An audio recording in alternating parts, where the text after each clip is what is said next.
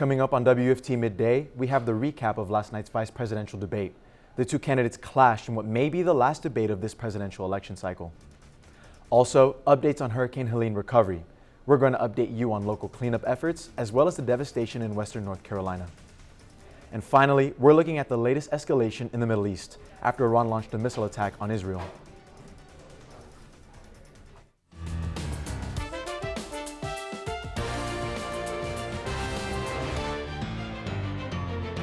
You're watching WUFT Midday. The vice presidential nominees, Democratic Governor Tim Walz and Republican Senator J.D. Vance, squared off overnight in the first and only vice presidential debate. This is WUFT Midday. I'm Bernardo Montas.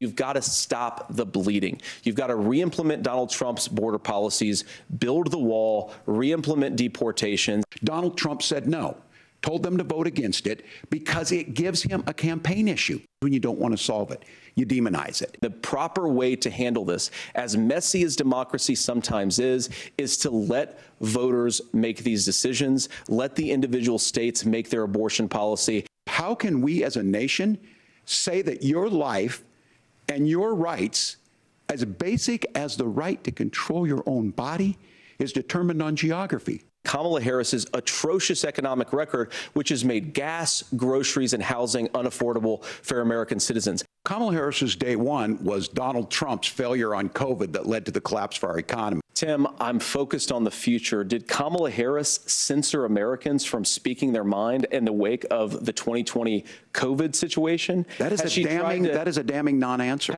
An attorney says Sean Diddy Combs may soon face new allegations from over 100 men and women who plan to file civil lawsuits against him. Houston-based attorney Tony Busby said on Tuesday his firm and the Ava Law Group have been retained by at least 120 people. He said those individuals contacted them after claiming to be victimized by Combs and other individuals or entities. Busby said some of the cases they intend to file will center on allegations, including violent sexual assault, compelling prostitution, and sexual abuse of minors. Combs has been indicted on federal charges, including sex trafficking. The media mogul has pleaded not guilty and is behind bars awaiting trial in New York. State leaders in North Carolina say critical supplies are starting to reach communities in the western part of the state hit hard by Hurricane Helene. And crews are making progress toward restoring power and cell phone service, as well as repairing roads. The government says food, water, and other needs are being airlifted by the National Guard into those counties too. According to officials, cell phone providers are working to fix the damage and get stopgap solutions in place. Governor Roy Cooper said that people are desperate for help, and we are pushing to get it to them. Nearly 600 National Guard personnel have been deployed in response to the storm. Hurricane debris pickup is starting for areas across north central Florida. In Alachua County, pickup has started for residents in unincorporated areas of the county. Debris pickup will run Monday through Saturday. Leaders are asking people not to block street access and to separate their debris into small and large piles. Alachua County officials will be updating the public weekly on debris pickup progress. Nearly a week after Hurricane Helene made landfall, people are still feeling the effects. WFT reporter Tanya Fedak shows us how Lake City is helping its residents. I'm outside the Richardson Community Center, which is one of the many distribution centers Columbia County has set up for residents still dealing with the aftermath of Hurricane Helene. Jessica Daniels is just one of the many in need after Hurricane Helene. The thoughts that flow through her mind? Endless. Just constant worry. How am I going to fill this tank? What happens if the food runs out? 5 days after the Category 4, her worries became her reality. And now I'm at that realization. The food is going to spoil. And it's like, well, what do? You know, I have no help. She decided to come to one of the distribution locations set up by the Columbia County Emergency Operations Center. Director Shane Morgan says this is one of the largest efforts. This is the largest distribution site that we've done to this point, and a number of our residents have taken advantage and been able to go out and get the supplies that they need as we enter into the recovery phase that comes with Hurricane Helene. As Jessica takes on the road to recovery, she hopes those who the storm affected remember a few things. Be a human. If you see the need for help, help them. Don't be afraid to ask for help. These shelters offer bathroom, laundry, and shower services 24/7, and from 7 a.m. to 9 p.m. they also give out boxed water, ready-to-eat meals, snacks, and ice. Tanya Fedak, WUFT News. In Bradford County, local business leaders are setting up a collection site at Mosley Tire for immediately needed supplies for people in the Steinhatchee area of Taylor County. The supplies can be dropped off anytime prior to delivery sometime this weekend. Suggested items include cleaning supplies, non-perishable foods, water, and hygiene products. As always, monetary donations can be made to the Bradford Sheriff Charitable Foundation or the American Red Cross Hurricane Helene Recovery Fund. Gasoline prices rose in Florida during the past week. The average price of a gallon of regular unleaded, $3.16 on Tuesday. That's a 2-cent increase from last week, but still 15 cents lower than a month ago, according to the AAA Auto Club. Gas prices have generally declined since late July after a drop in crude oil prices. Hurricane Helene's landfall temporarily slowed the drop. Mark Jenkins, spokesperson for AAA, says stations usually switch to cheaper winter blend gasoline this time of year. This definitely has a direct impact on the cost of producing gasoline, and we're already seeing that play out at the pumps. Average price is $3.20 a gallon. The lowest average prices in Florida are in the Panhandle, and the highest are in the West Palm Beach area. A tragedy was averted Monday as Marion County Fire rescued a dog in distress. On Monday evening, Marion County Fire rescue units were dispatched to Southwest Ocala to rescue Bella from a 14-foot hole. This is a new video of the rescue firefighters put on their Facebook page. Firefighters rappelled into the hole and quickly rescued the dog. Firefighters say that the rescue crew used the same skills needed to rescue a small child. Bella is now safely back with her owner. Taking a live look on the roadways this noon hour, traffic is flowing smoothly on I-75 as conditions look clear. That live look showed a beautiful day outside, but rain may be on the horizon. UF Chief Meteorologist Tim Miller is standing by to tell us what we can expect from the rest of the week. Yeah, it's a beautiful shot, no doubt, outside, and we have a beautiful afternoon right over the university. 83 degrees, our current temperature reading.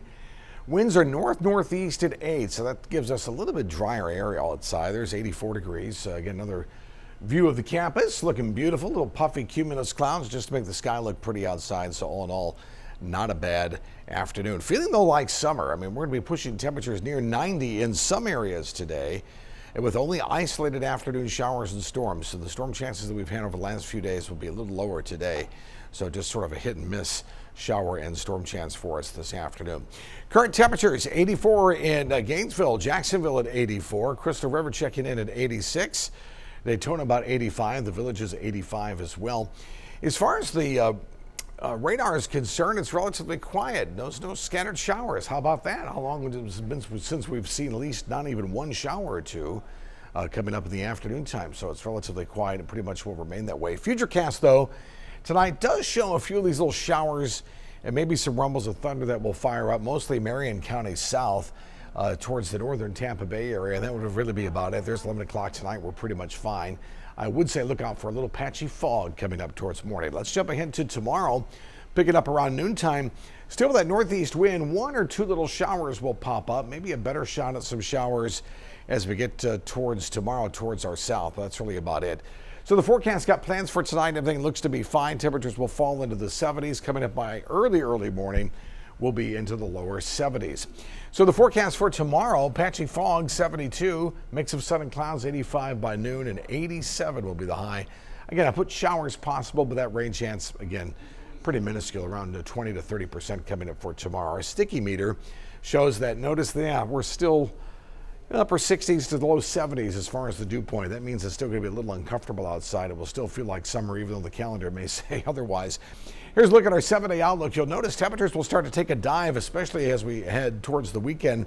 The reason being, we'll have a cold front in the area. That'll at least drop temperatures down, but increase those rain chances as we get in towards the weekend, Friday, Saturday, as well as into Monday as well, with a decent chance of showers, overnight low temperatures into the 70s. But notice by Wednesday, we cool off with a daytime high in the upper 70s. A little taste of fall already.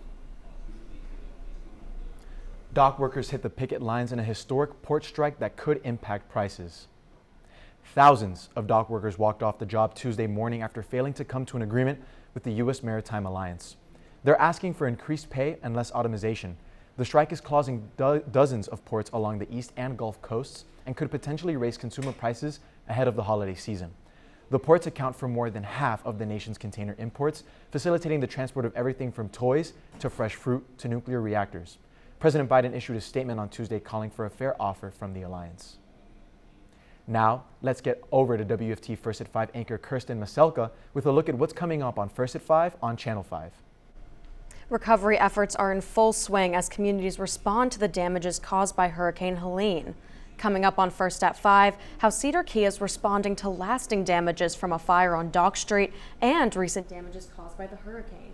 Then, President Biden addresses Helene's effects in North Carolina, and Vice President Harris travels to Georgia to tour affected areas. Plus, what Tuesday's vice presidential debate means for November's presidential election. All this and more today at 5. Before we go, one last check on the weather. Yeah, beautiful day today. Temperatures into the 80s. Rain chance pretty minimal. 89 will be the high. Better chance of rain as we get into Friday through the weekend. And then cooler temperatures as we get into next week, which will be rather pleasant. Thanks for joining us for WFT Midday. We're back here tomorrow for another edition.